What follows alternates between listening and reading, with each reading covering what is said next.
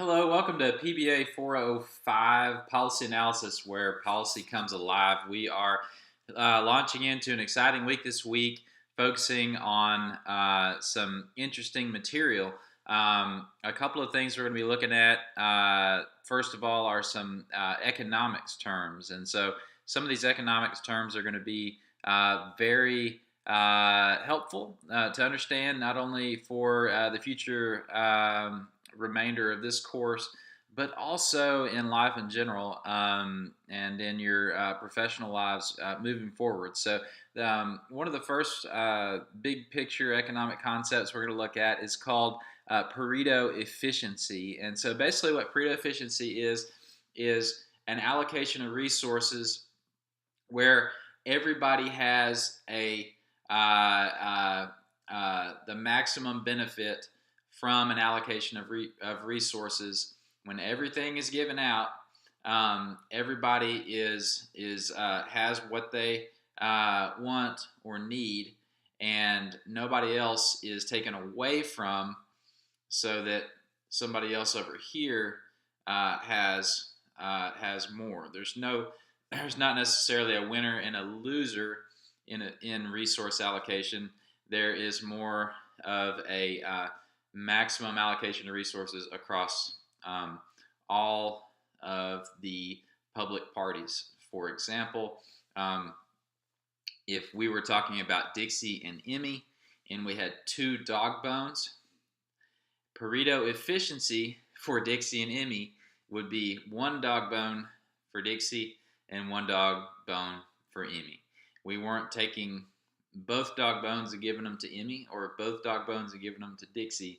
That would be Pareto inefficient, because you would have taken away from one to give more to the other.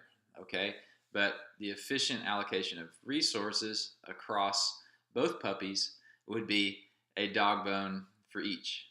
Okay, so that is an example. A more sophisticated example would be what's going on right now with the Affordable Care Act and our healthcare system. So basically, what one of the things that the Affordable Care Act sought to accomplish was to give everybody access to insurance. Okay, so and a guaranteed insurance. Okay, and so what that did was that it had the effect of enrolling 20 million more people on insurance, but at the same time it took away a lot of it raised the cost of insurance for everybody else, and then it took away incentives and profits from insurance companies as well as physicians, okay, and hospitals, etc.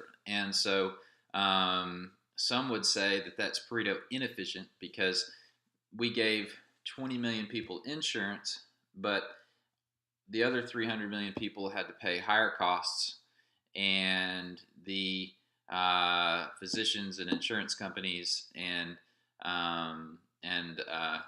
hospitals and the people that they employed all ended up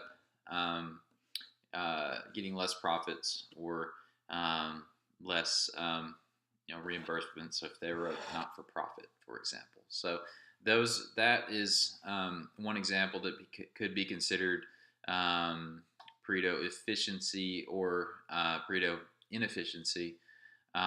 So that's what is going on right now in the policy discussions for moving forward. How is the current administration going to, in Congress and etc., going to do what they think is Pareto efficient, which is to allocate resources where insurance is still accessible and affordable, but doesn't hurt and is not at the expense of all of the other parties involved. So that is just an example of Pareto efficiency illustration. And don't forget Dixie and Emmy and their more simple example of one dog bone for each, or 2 dog bones for one, as an example of Pareto efficiency or Pareto inefficiency, respectively. Okay. Um, the tragedy of the commons is the next economic concept we're going to go over. This is detailed in the content, but also in the book. But there's a very interesting concept called the tragedy of commons, where it says that in any given public resource, if you have a whole bunch of people coming and taking advantage of it, it diminishes the value of that resource. So think of it as a bowl of chips. The Super Bowl's coming up, right? There's a bowl of chips, and all you and your friends, and you're at a Super Bowl party, and there's like a huge bowl of chips, and all of a sudden everybody's reaching in, grabbing some chips. Like, man, this is good. This is some, we're gonna get some salsa. By halftime, man, everybody's dug in, and there's really just a bunch of like crumbs at the bottom, like some broken up chips. So that all of a sudden, like, this free for all for the chips created this.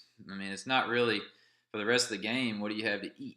You really don't have many chips left, and so that kind of is an example of the tragedy of the commons. So multiple parties, self-interested, going after a common resource ends up diminishing the common resource for everybody else.